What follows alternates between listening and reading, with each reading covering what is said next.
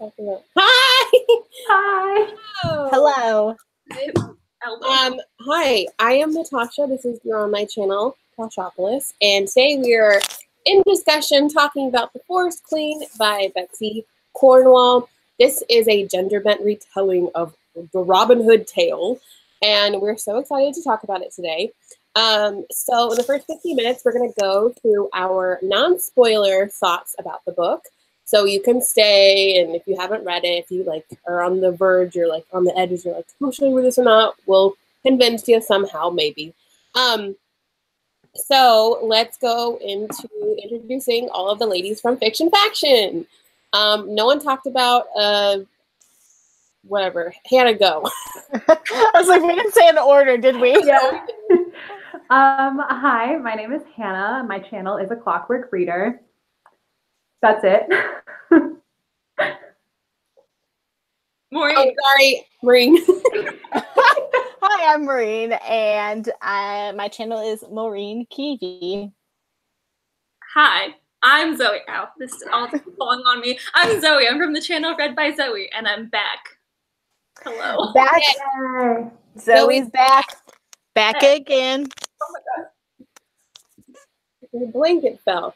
Yeah. Okay, so I will be looking on the chat. Whoever else wants to keep track of the chat as well. I'll look at it too. Yeah. I did just get a notification that you were going live, so I was like, wow, amazing. Spectacular. I can't. Hi, everybody. Oh, Huh. Happy birthday, Caroline. Oh, there it is. Okay. Hi. We finished the book an hour ago. Hey, me too. Me too. Kind of everybody else besides Maureen who is the most prepared. I read it like 3 hours ago, so so much So better. prepared. Oh, oops. Shut up, everyone. Okay. Sorry, it started playing. Okay. So let's start off with our thoughts and any other thoughts about the Robin Hood tale, stuff like that. If anyone wants to go first. I'll go first. I liked it. I feel like I maybe liked it more than everybody else, but I think that this came to me at the right time where I was really in the mood for a retelling, if that makes sense. I was really in the mood for a retelling and also something that was a fast, easy read and was just something like that. And it was perfect for when I needed it. But I really liked it. I liked the whole gender bent retelling, and I kind of liked how it was a little bit different. I will say, I don't know if gosh dang, I was gonna say something and I was like, I don't know if it's spoilery. Yeah. There are elements of the Robin Hood story that Zoe and I have talked about that I wish there were more of. That's my non-spoiler version of saying what I was gonna say. Thanks, Zoe. But I liked just that there were I liked that it was gender bent. I liked that it was a little bit different. There were things that I didn't like, but there were a lot of things that I did like, and it was just it was a really fast, easy, fun read. At the end of the day, it was so it was very much something I didn't need to think a lot about, and so I require turn your brain off reads a lot because I need that for my life. I need that I do that in books instead of in TV as much. So this was perfect. It came to me at the perfect time and I was like, yes, escapism. I'm here for it. And that's exactly what it did for me. So I really liked it. I thought that the world was really, really immersive because I thought her descriptions were really good. I loved the way that she described the forest. I loved reading about the way everything looked. That was my favorite part. That and also the slow burn romance.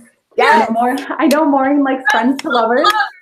Yeah, it was the best. That's probably also part of the reason that I liked it, because it was an ultimate friends to lovers slow burn trope. It's my favorite thing.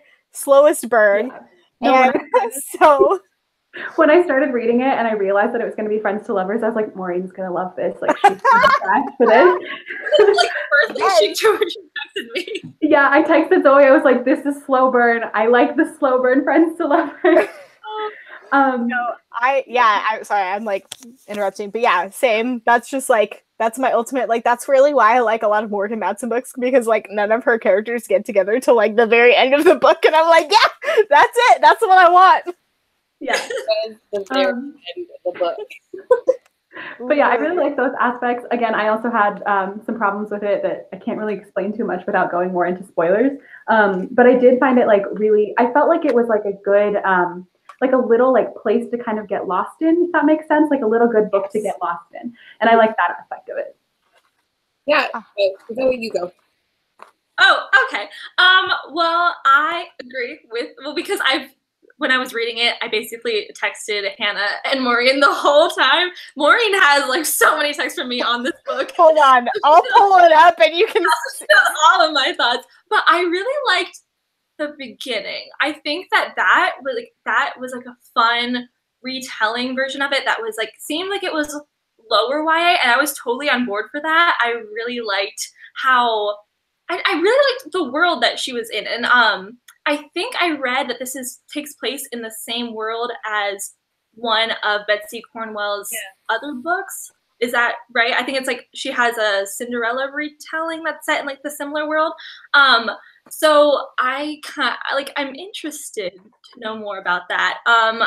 But like you guys said, I wish there was more Robin Hood in it.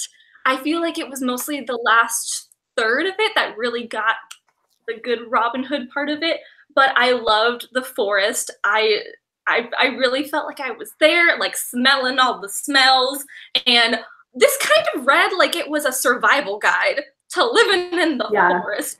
True. There were a lot of very smart survival tips, like I'm always going to check blueberries before I eat them. That is hands down a thing I'm gonna do. If you've ever read this, you know what I'm talking about. But it seemed like it was more practical than a lot of like, let's go to the forest type things. But yeah, Friends to Lovers, slow burn. I did have some issues, but I'm not going to talk about that right now because spoilers. But I will say, for context, I'm going to hold it far away so you like can't read it, but like, gosh dang it, I don't know if you it's white. It's white. It's white. It's white. Basically, like, gosh dang it, it's all white. So this whole thing is like text from Zoe, and it was all coming in a 10-minute period. And I was taking pictures at an event, and I was like, "Are you yeah. And she was like, it was real chill, but I was just like, I'm sorry, I'm not responding. I really want to, but I can't. I'm so sorry. No, it was making my life.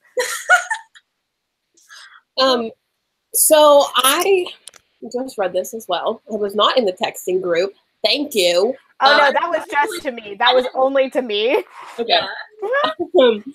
And like the book is literally only 293 pages long, not including the acknowledgments, which I did read because I always read acknowledgments, and I really liked her insight on that. Did you guys read? Really? I didn't. Yeah. We'll go into that later. But I am like, just the whole premise of like the gender bent Robin Hood was really interesting to me because I had just watched the Charlie Hunnam movie, like the Knights of the Round Table. What is that? Do you know what I'm talking about? Yes. Look it up. I'll Google it. Yeah. Knights of the Round Table, is that Arthur? Yeah, Arthur. King Arthur. The Arthur retelling, and it just came out like last year, and I watched it with my brother, and I'm just like, I had this whole like massive discussion with him, and I'm like, this movie failed because one, there isn't any like The Legend of the Sword? Yeah. Oh, I don't know. It literally just came out. King Arthur, Legend of the Sword, 2017. Yeah, that's it. Okay. Yeah, so that came out like last year, and it like did not do well at the box office. And then I'm thinking, like, this probably would have been really done well if it was like a gender bent retelling. Like if we saw King Arthur as like Queen Artemis or something. I don't know. Watch that. Yeah. And then because like we were reading this book that month, and then there's the new Robin Hood movie coming out, and it's like in the same fashion as the King Arthur one. I'm like, it's not going to do well either because we're sick of these like men fighting movies, okay? There's so many versions of Robin Hood. Yeah. So many of like the same story again and again. Yeah, and I think this book really lends itself to a female, or like the story of Robin Hood lends itself to a female protagonist, and I really like the way that she worked that in. And like all of the males, well, in fact, like the only female in the Robin Hood tale is Maid Marian. And in the acknowledgement, she was talking about like how Maid Marian is like a pillar of virtue and is like the Mary of the group, like the Virgin Mary of the group. And so it was really interesting to see how she turned every male into a female version, not just the main character, but every single one of them. Mm-hmm. So I really like that. And I'm just like, I'm not a huge fan of the Robin Hood tale. I wasn't a huge fan of like the Robin Hood animated movie from Disney. But I definitely want to watch just one. Have you seen Men in Tights? No, everyone told me really I love that movie. It's really funny. I'm on like sorry, go ahead. I was gonna say I'm on like the opposite end because I really like Robin Hood. Like not a lot of people that I know that I really like Robin Hood. I said something about it in my video and then I cut out how I was saying I really like Robin Hood.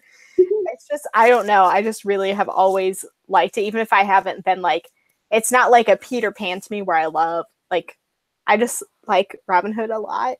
I feel like because I grew up with some of the Robin Hood movies, so I'm like on the opposite end where I'm like I think I also really like this because even though it wasn't like as much Robin Hood as I wanted, I still was like, Robin Hood, yes, give it to me. That's not, I don't know, I don't really know the story too well, so I wasn't really picky about it. Yeah, I feel the same. Yeah, it wasn't like as I was reading it. So I was learning about it as I was reading it, which I probably shouldn't have done because I was getting picky near the end. I was like, So should have Googled afterwards. Yeah. Okay. Are there any other thoughts? I'm just happy that we have like a Robin Hood retelling because I've seen so many retellings over the years, but I think this is the first one of Robin Hood. Even though Robin Hood is such a legendary character that there's so many so many movie versions of him, but not a lot of retellings in young adult, which seems strange. There are so many like Cinderella retellings, but the only Robin Hood one that I know of. Yeah, I also really like. I know we're talking about how like it doesn't have a lot of like some of the Robin Hood like themes and like things that we wanted to happen, but to me this felt a lot like a prequel. Like it's like how like Robin Hood was kind of created, you know, like how she came about to be the Forest Queen. And I like even though I did want more of the Robin Hood aspects, I did like that it focused so much on like what made her become this person. Yeah. I mean, like, I know we talked about it, and especially Natasha already talked about it, but like the whole gender bent and that like almost all the characters were gender bent and that like they were the most important characters in the story. I really liked that. Like really, they were the central focus pretty much all the time. I mean, obviously there was a romance that was not, but I really did like that. And I just like skimmed the acknowledgements because you said it was good. And I was like, oh, for some reason, my brain didn't connect that May Tuck was Friar Tuck. Me either. Totally went over my head completely until I read that. And I was like, oh, that makes so much more sense. But I love how the owls are Scarlet and Mudge are also part of the Merry Men. I was like, oh yeah. So I think we're getting into spoiler zone area. So people who are watching, if you before we go into spoiler zone, I will say like there was some really dark stuff in this book that I was not quite expecting. So if you haven't read yet and you're just like hanging out, there like I would say a trigger warning for suicide and for rape and animal killing animals and abuse. It just like got real dark in a lot of places that I was not totally expecting, and then I was like, oh, but it kind of makes sense because honestly, like most Robin Hood retellings are pretty dark. Like they're not like Men in Tights is really lighthearted, and obviously the like and obviously like the Disney version is pretty lighthearted, but like the rest of them, they get kind of dark because the whole premise and the whole idea of Robin Hood is that there are these people that are taking advantage of other people and are being awful. So, but yeah, just a warning there, because I was not expecting as much of that stuff that was in there. That was. It looks like a young adult book, and it kind of reads in the style of a young adult book, like something that would be aimed at 14-year-olds or something like that. But then you get hit with very dark, serious moments that you might not have been prepared for. So just make sure that you're prepared for this before going in. Yeah, I was definitely surprised. I'm like, oh my gosh. It just like hits you, and you're like, oh. And like I was gonna say, like, there's like a kind of like a salacious undertone to like the whole story, especially with like the big bad or the villain of it. Oh, like yeah. Like we're gonna now on to spoilers, because I want to talk about how creepy that is. Okay. Before we go into that, someone asked, is there any sex and or sexual situations in this book? Yes, not explicit sex scenes, but like we said, they do deal with rape and sexual assault. So, yeah, Molly, you might want to steer clear of this. Mm-hmm. Okay, sorry. Oh, no, that's it. I saw that too, and I forgot to answer it. Okay. Are there any other questions before? I don't think so. Everyone. No, I think she just, it's like, it's nothing, like what Zoe said, nothing explicit, but there are things that do happen that are implied. And there's like, obviously we said there's a trigger warning for rape. So it's definitely going to be talked about. Yeah. It's more, those are more talked about than like actually, it's not like explicit, nothing is explicitly shown, but like the animal cruelty is. Yeah. Like yeah. violence. 100%. Yeah. 100%. So just letting you know. Also, someone, I'm going to correct myself. Someone said if I ever watched season 7 of Once Upon a Time, and I didn't finish it, but there is a female Robin in it, and I forgot about that, and she's also LGBTQ. So, yeah. Okay, now we're going into spoilers. Spoilers. Yeah, let's just talk about how freaking creepy John was to start off, because I was not really prepared for him to kind of be in love with his sister.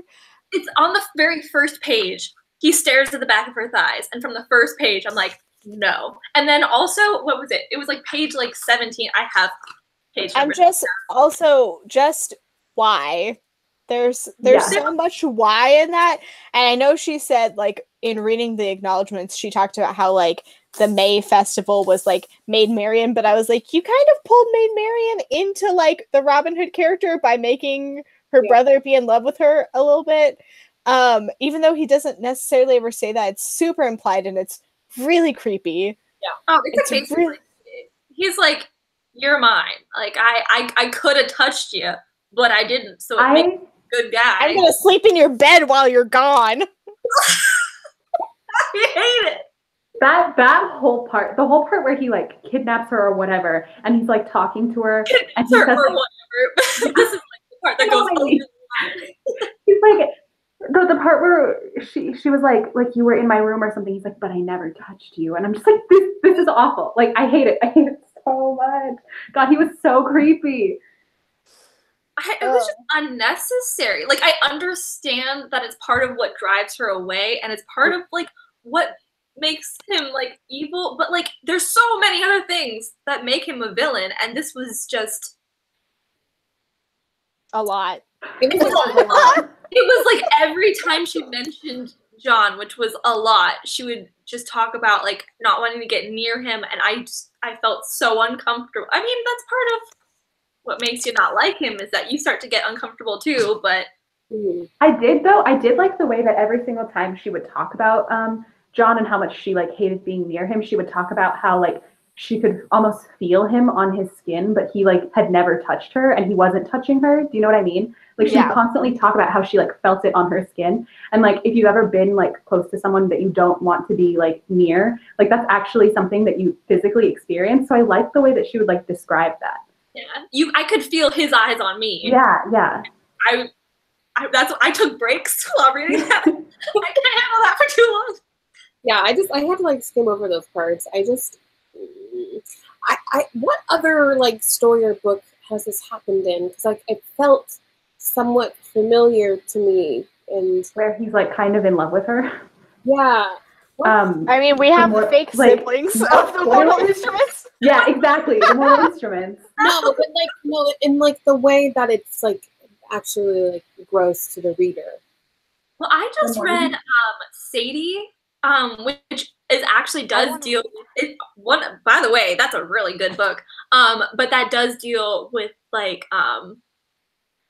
child sexual assault, and it actually is dealing with assault. But it was like that whole feeling of like just feeling uncomfortable and yeah. Yeah, but like Natasha, I know what you're talking about. For me, like while I was reading this, I felt like kind of specifically City of Lost Souls vibes. Oh yeah. Like, no spoilers, but like that's that one scene, if you know what I'm talking about. Okay. Like that's exactly how I felt. I think I blocked that out. Yeah. Not like Flowers in the Attic, but something like that. That's what I was gonna say. I was like, there's Flowers in the Attic, but that's like really, that doesn't feel like this. Yeah. I don't know what that is. You don't know what that is? No. It's like I've never read it. I just know about it.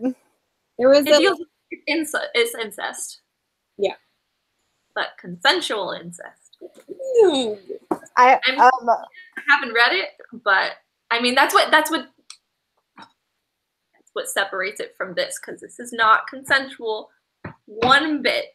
No, not at one other thing that I wish that there would have been more of her dad and more explanation of that, because I feel like how did her mom die? Yeah. Also that, like, I'm so confused about all of that. Like, I understand that her father's mentally unwell, but I feel like he was a little bit like, he obviously cared about her, but he kind of ended up falling into like caricature status because we didn't know a lot about him or about like what happened to him. Because it mostly just like shifted everything to John by doing that. But I was like, I want to know more. Tell me more. What's happening with her dad? He seems really sad, but also I want him to be well so John is not the sheriff and is not in love with his sister and can be sent away. Thank you. Goodbye. Yes. When I was reading the Wikipedia page, one of the main characteristics of Robin Hood is that he is always loyal to the king, like to the rightful king. So I could kind of feel Sylvie's loyalty to her father, but then like she always talked about how good of a man he was, but we never actually saw that. And then the last thing we saw of him was seeing how John had corrupted him basically against. Ooh, what was that? Sorry, that's my tweet deck. But basically made him turn against his daughter. So I really wish we knew more about him, and because it did seem from the villagers that he was evil as well. Like that he was also imposing taxes. Well, yeah, like he was doing bad things and she kind of like saw and realized that her family was like complicit in all of this stuff. But I feel like because we didn't know anything about him besides that he was like unfit to run their territory, like it didn't really like her discovery of that didn't really like affect me as a reader at all because we didn't know anything about him. And then also you have like the actual king and the prince or whatever, and they're just like literally the most side characters. Like you barely see them except for the very beginning. Yep. Like you see the prince in the very beginning and like that's it. How do you pronounce that name? Rioch. Let me look at it. How do you pronounce her last name? It's like an F sound. Oh, but did you? Mifflin? How do you? I don't know what his. Oh, it starts with like an Rioche. Brioche? Maybe. I don't know. Where is it? Red, like brioche. Oh yeah, yeah. I think that's it. But I loved how the name of the forest was Woodshire, and like the actual one is Sherwood Forest. And I'm like, wow, it's swapped, just like it's gender flipped. It's like the title of a chapter. It's like Lousely or something like that. Yeah. Oh, No, I found it, and it's it's spelled Lousely, and I don't know anything. I was over that word.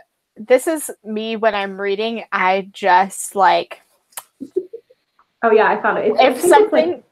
If I can't pronounce something, I just like my eyes skip over it, and I'm like, oh yeah, don't need to worry about that. I don't care. make up a pronunciation. I tried like when I first read it, and then I was like, waffle. Okay, next word. I think the GH is an F sound, so it's like Lousely. I think Lousely? But maybe or Lousely or Loftley? Lowly? Lowly? I don't know. Maybe Losley. Maybe it's Losley. Losley? Who knows? Okay. Who's your favorite character of the whole thing?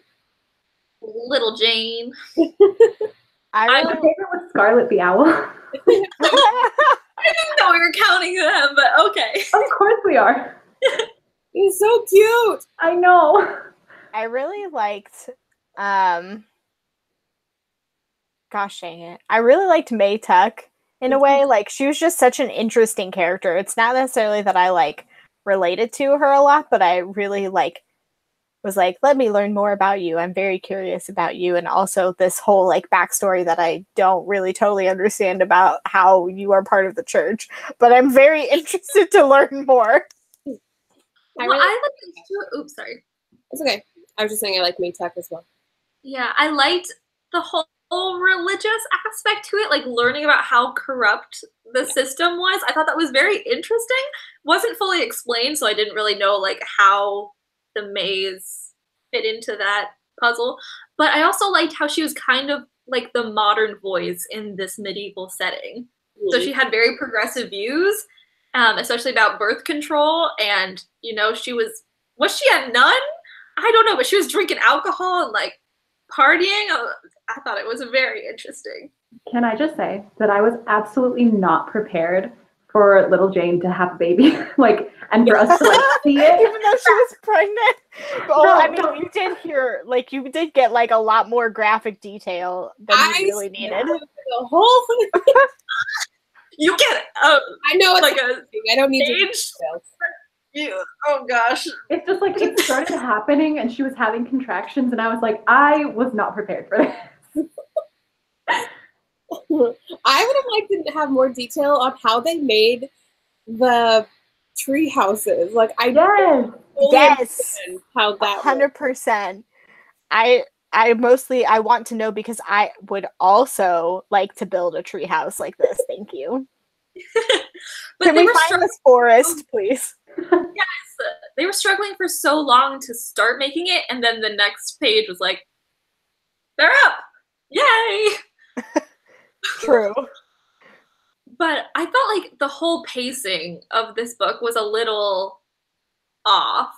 I said this to Maureen, and I think I said it to Hannah too, but the whole, I think the whole second third of this book kind of reminded me of the camping bit of the Deathly Hallows, that they were kind of just sitting there like trying to survive, like not a lot was happening. It was pretty slow paced, so it took me a while to get through.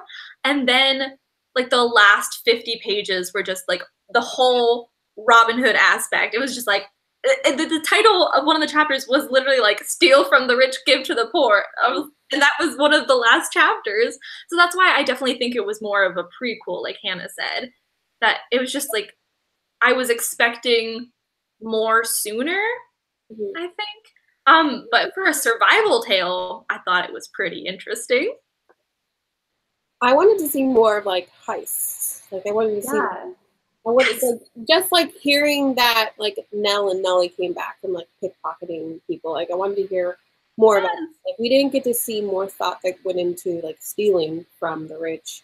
So yeah, it was definitely, I feel like it was a character-driven story than more plot, which you see more in like romance books. But so I wouldn't necessarily like tell people to read this if they love romance, because like I know good romance and that this was like okay for me. Like I really did like the slow burn, and I love like the little moment at the end in the oblique. But and then like the very most romantic of settings. What? The most romantic of settings. As Zoe liked to put it, they finally kissed 20 pages from the end. Yeah, I was very excited about that. But they mentioned how they stole from the brethren in their carriage, and that was their first like heist, and she was loving stealing things. She's like, yeah, crime is great, let's do that. And it wasn't about giving back. It was just like, I like to steal with my friends, like, but none of it was described. She was saying how good it made her feel, and also talking about planning the heist on the treasury, but we never actually saw the plan, like knew what the plans were. We saw like the setup to it, and then we saw the result. Or just in the case of the carriage, we just saw the result. That's why I wanted more heist. I really would just like to quote Zoe and frame it, which is, crime is great, let's do that. You just said that, and I was like, that's a cross stitch right there. I want it on my mantle. My favorite part of the whole book was when they like got Maytuck out of the prison, and like she actually like we saw like she used her hood, so she was like Robin Hood, and like she put it down and then like rode all like I would love to see more of that. Yeah, like Zorro. They're like, you should use a sword. Oh my God. Zorro, I want to watch that again.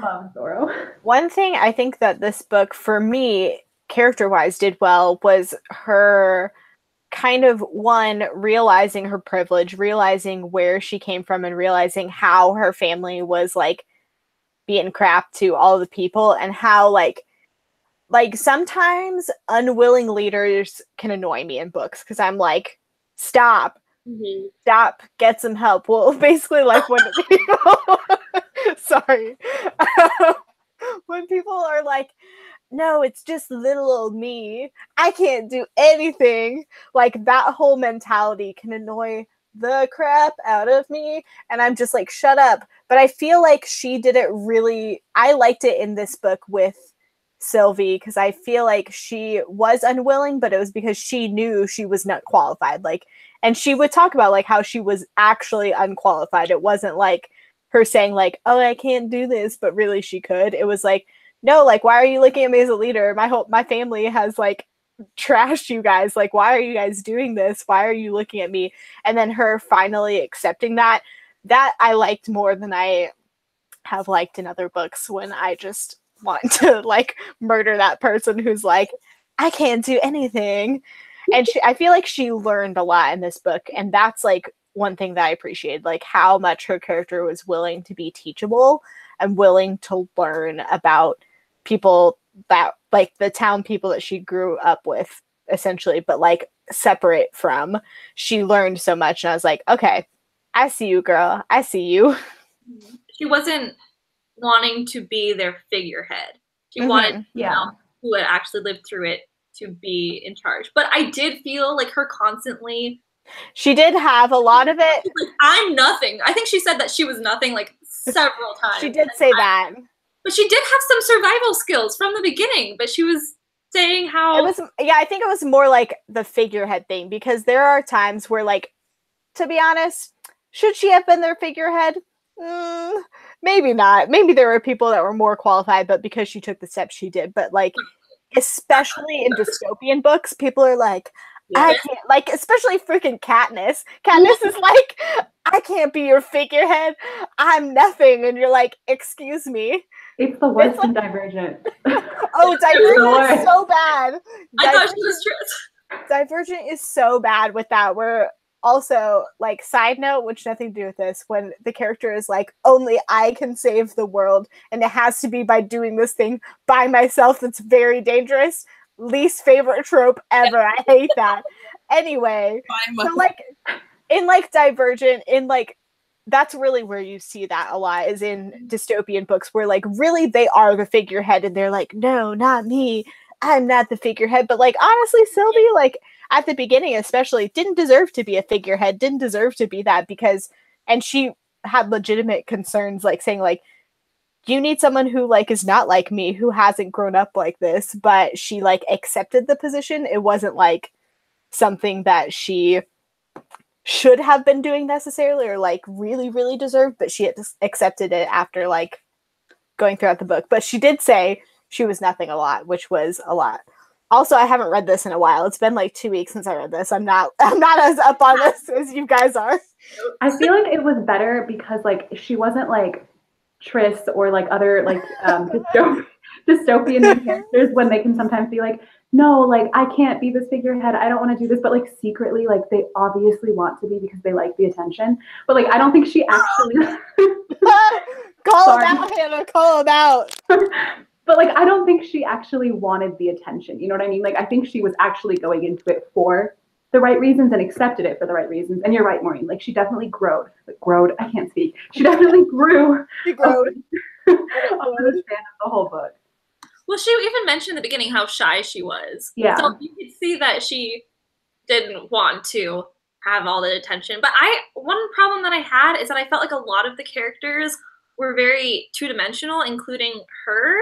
Like we are told so many times that she's shy and like we're told so many aspects about her personality, but I feel like we don't really understand a lot of the characters' actions. We talked about this earlier, Hannah, but I just, especially like Bird, I really don't know anything about the dude. Like he seemed like a cool guy. I'm like, wow, I'd like you to be by my side if I ever decide to leave my home. But I felt like a lot of the characters didn't, except for I think May Tuck and Little Jane, and that's why Little Jane went through the most character development in this. I believe so. Mm-hmm. Especially from where we first meet her to where she ends up. But I just, I think that. Oh, sorry. You go. Okay, I think that in part lends itself to the fact that the book is like so short.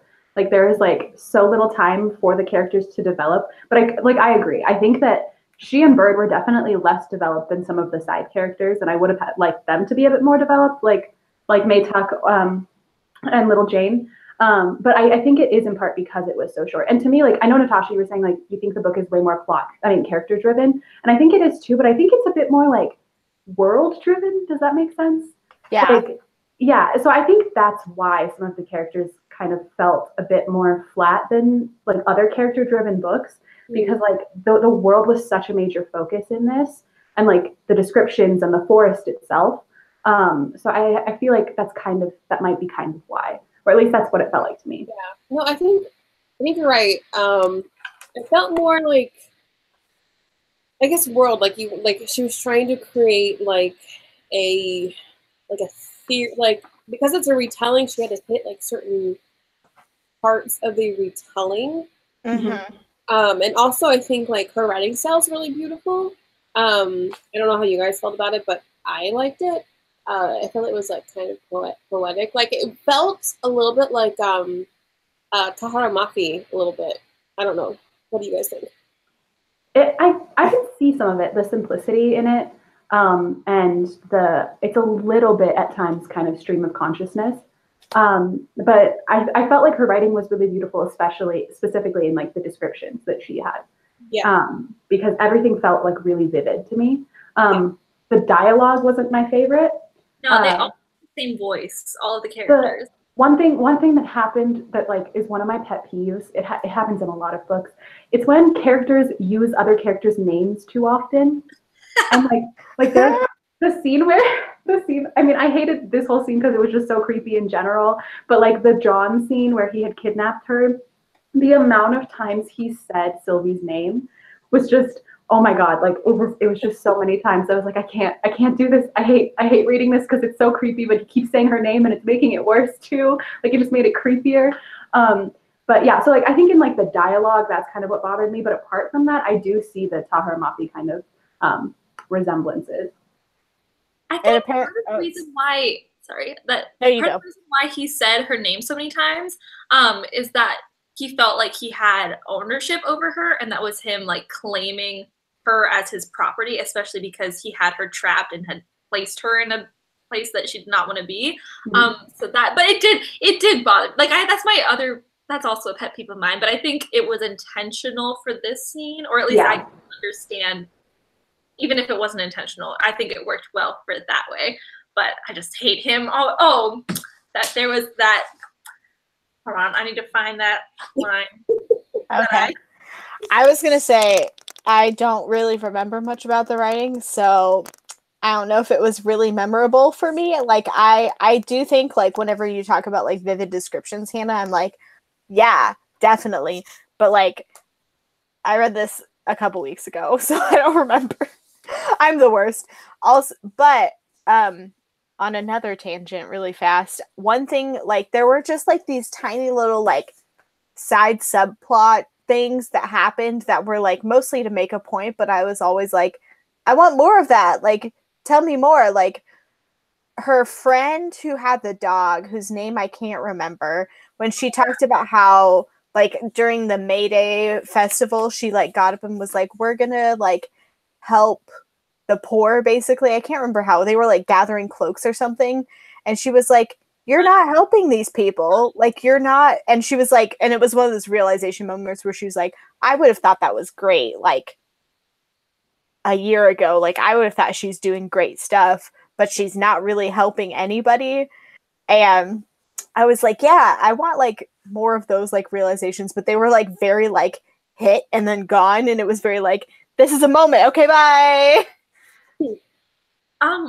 Well, something else that I want to talk about that's similar to that. It's one of the biggest issues I had with this book. It was on page 46. And this is the part that made me just like, I instantly put me off. And it was when little Jane is trying to commit suicide and they save her. And then after that, Sylvie's talking about how she had previously wanted to kill herself as well, but she wasn't able to go through with it. And the way that she words it, it sounds like she's saying that little Jane is brave for having taken the jump that Sylvie couldn't. And I had a real issue with that. And it's never brought up again. She never talks about her depression, or she talks about how she felt like she was in a prison when she was at home and how uncomfortable John made her and how her life was miserable. But she never talks about that again. And I thought that was very problematic and harmful, just because like I've dealt with similar things to that. So I'm just like, this is not the way to talk about suicide. I understand what she's trying to say with this, but it seemed like she was trying to make a point, but she did not word it correctly. She didn't word it correctly. It was a miss, and it really bothered me. She says it on page 46. She said, but I'd known at once that I couldn't jump. Little Jane had found that she could, and stuff like that. Oh, and then she said, I would never have the hard determination to try to die. So it seemed like he was praising her for, I don't know, just a problem that I had. Yeah, no, I remember that line too, and I was just like, and it's never brought up again. I think it would have I think that it would have been really, really beneficial if it had been like talked about later on. Yes. Like if that whole aspect of everything that like she was struggling with had been discussed, I think it would have added another dimension to her character too, that would have just overall like enhanced everything about her.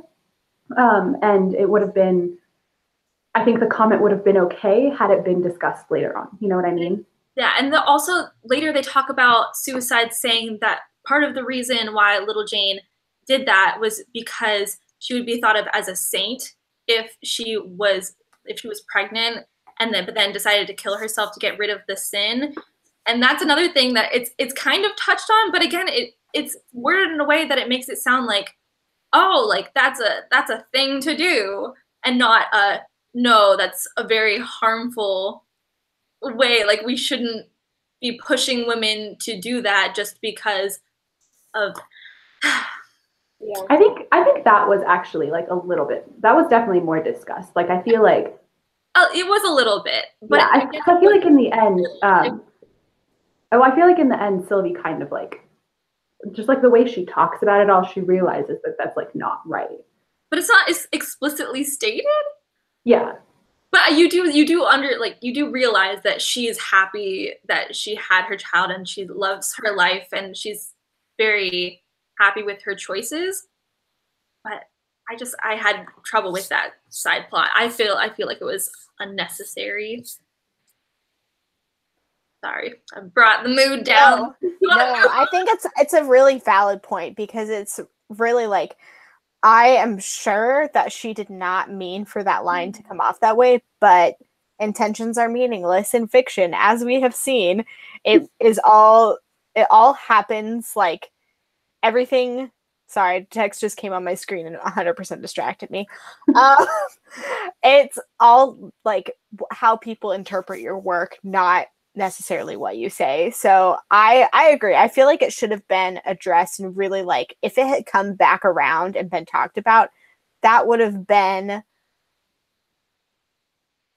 so much better. And it would have like, I feel like it would have like quelled that whole thing, but alas, and I think it's also like, I think part of the problems that we all have with the book, the problematic things that we have in the midst of like liking it, is because it was so short. Like, I feel like even with like 100 more pages, so much could have been done with this book and so many of these problems could have been resolved. And it's hard, honestly, it's really hard to do short books well. And I know like 316 pages isn't really that short, but the only like really like short book that I feel like, oh yeah, this is good is what's it called? The Wayward Children series, at least the first book. She does short books so well, and she's probably the only person I've read that does short books really well. Yeah, you get a whole feel for their character. And I think another problem that I had with Sylvie's character is that, like I said before, it felt like we were more being told of her personality, because usually you learn about a person's personality based on their actions, and a lot of things happened to her and she was acting reactionary rather than she decided to do things. But also we talked about how she didn't want to be the one in charge because she didn't feel like it was her place. So it's all yeah. It's do you want to move on to? Yeah, I feel like we can move on. But if anyone has any more thoughts on it, I think we talked about. I mean, there's a lot that we talked about, and I mean, like, honestly, there's just not that many gender bent retellings. Even when I was trying to like think through, there's not many that I know. As like the Forbidden Wish is the only like one that I've read that I was like, yeah, I know this one, which is gender bent because the genie is gender bent. It's Aladdin, but the genie is gender bent. So I always appreciate an author doing that because I feel like it does give new life to the story, and it really like changes your perspective on like how certain aspects of different stories are told. So I really like that always.